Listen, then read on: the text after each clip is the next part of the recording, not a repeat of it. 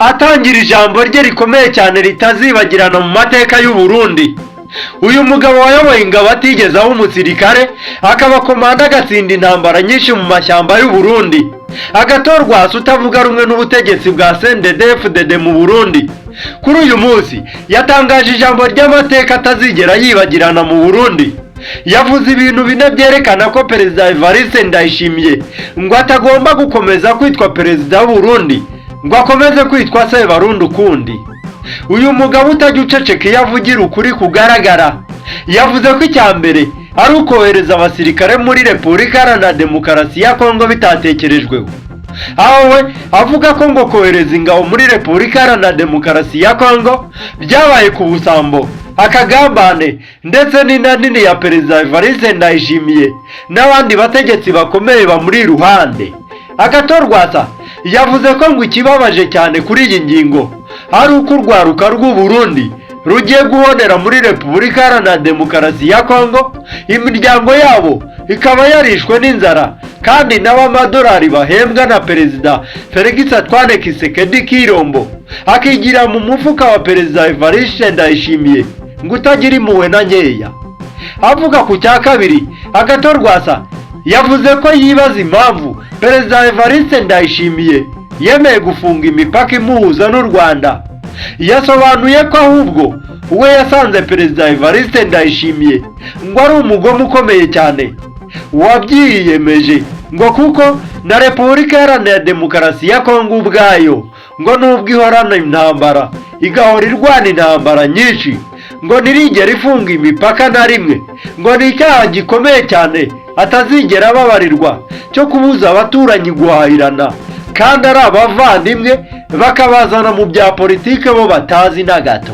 Akomeza ku yindi ngingo, AgathonRwasa yavuze ku kuntu CNDD-FDD ngo yihaye gutsikamira andi mashyaka ikanga ko yakora politike, ariko ngo ikibabaje si ikindi ngo nuko CNDD-FDD ntaho yakuye u Burundi, ngo ahubwo icyo yakoze ngo ni ugusenya igihugu, ngo ni ukwangana n'abaturanyi ikanabangisha Abarundi. Yakomeje asaba ko niba Abarundi bareba bakabona ngo bakwiye kwitegereza bagafata umwanzuro wabo, ngo kuko ntaho byazabageza bakomeje kuyoborwa n'abagabo b'ibisambo gusa nk'ubu. Naho ku yindi ngingo, AgathonRwasa yanenze Perezida Evariste Ndayishimiye byimazeyo uhora mu ngendo imahanga yangiza umutungo w'igihugu cy'u Burundi. Aha yagize ati, nawe reba buri munsi ngo yagiye, kandi nibura nta rugendo rwe rudatwara arenga 5 miliyoni zose, mu gihe Abarundi barimo kwicwa n'inzara, kandi we ari kwishimisha gusa abeshya ngo ararwaye yagiye kwivuza. Ese abaye yivuza koko ntaba yarakize? Ntakabeshye aba yagiye kwitemberera mu mazi n'umugore we, yemwe rwose twaramumenye ntakunda Abarundi. Ibi byose AgathonRwasa yabishyize hanze mu gihe u Burundi harimo kutumvikana gukomeye cyane ukwatewe n'ifungurwa rya Generali Arengiyome Bunyoni, nabyo tuzavugaho mu biganiro by'ubutaha. Akomeza ijambo rye, AgathonRwasa yakomeje avuga ko mu Burundi igihe ari iki ngiki, yasabye Abarundi n'Abarundikazi bose, yabasabye yuko bagomba guhaguruka bakirwanaho, bagomba guhaguruka bakamenya yuko ubutegetsi bwa Evariste Ndayishimiye ngo nta cyiza bukibashakira, ngo ahubwo ari ubwo kohereza abana babo bakajya kugwa mu mashyamba ya Kongo ku maherere nta nyungu n'imwe bafiteyo, ngo bakajya kugwa mu mashyamba y'ikindi gihugu, kandi Burundi bamaze bwishwe n'inzara, abana b'Abarundi bishwe n'inzara, none n'abari barakuze bakajya kugwa mu mashyamba ya Kongo. Kuri iyi ngingo dukomeza n'aya makuru, AgathonRwasa twibutse yuko ashyigikiwe na General Gervais Ndirakobuca, agashyigikirwa na Reveriyano Ndikuriyo ukuriye umugambwe wa CNDD-FDD. Ibi bikomeje gukomera kandi gutungurana mu Burundi, aho AgathonRwasa utavuga rumwe n'ubutegetsi bw'u Burundi asigaye ajya gukoresha inama mu Burundi. Yakoresha inama ugasanga abayitabiriye benshi naho muri CNDD-FDD ibintu bigaragaza ko abarundi benshi barambiwe ubutegetsi bwa CNDD-FDD ahubwo bishakira AgathonRwasa. Kuri iyi ngingo kandi byakomeje kuvugwa yuko AgathonRwasa yahawe amafaranga menshi cyane na CNDD-FDD imubuza kuzongera gukora politike, ngo kuko ifite ubwoba bukomeye cyane bw'uko AgathonRwasa kubera yuko akunzwe n'abaturage benshi b'abarundi, yuko akunzwe yaba n'urubyiruko, yaba n'abantu bakuru, yaba abasaza, bose ngo baba bishakira AgathonRwasa. Perezida Evariste Ndayishimiye yateranye n'abamushyigikiye ngo bemeza ko AgathonRwasa yazajya ahembwa ibihumbi miliyoni 300, ngo agahembwa miliyoni 300 buri kwezi, maze ngo akareka kujya mu bya politike aho kugira ngo akomeze atere ubwoba CNDD-FDD ayitwara abanyamuryango.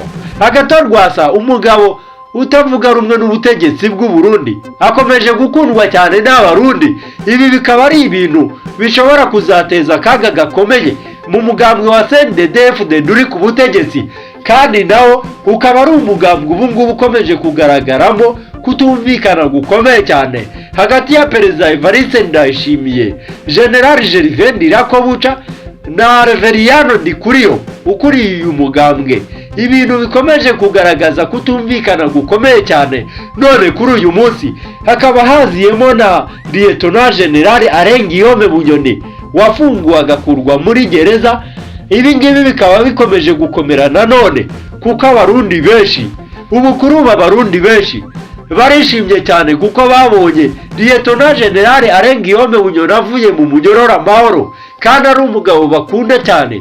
Uyu Lieutenant General Arengiyome Bunyoni akaba ari umugabo w'umugwizatungo ukomeye cyane mu Burundi, akaba afite imitungo ye myinshi cyane, akaba ari umugabo ukunzwe n'abarundi cyane, yaba abo yahaye akazi akiri umuyobozi ukomeye cyane, yaba ari abarundi benshi cyane basenganye. Uyu ni umugabo ufite abakomeye cyane bamuri inyuma, abajenero bakomeye cyane barwananye intambara ya CNDD-FDD n'abandi bakomeye cyane mu Burundi. Yemwe akaba ari umugabo ushyigikiwe n'igihugu cya Tanzania, igihugu bakoranaga cyane akiri icyegera cy'umukuru w'igihugu. Uyu ni umugabo ukomeye cyane, ni umugabo wafunzwe akinjira muri gereza, igihugu cya Tanzania kigahita kivuga ngo niba mufunze Lieutenant General Arengiyome Bunyoni twakundaga cyane, natwe duhise dufunga imipaka. Uyu ni umugabo ukomeye cyane mu Burundi, ni umugabo ushyigikiwe n'amahanga. Ni ibintu bikomeje kuba ibibazo bikomeye cyane mu Burundi, aho abantu benshi bakomeje kwibaza kuri ejo hazaza ha politike y'u Burundi, mu gihe Neva yemeye gufungura umugabo umurusha gukundwa n'abaturage.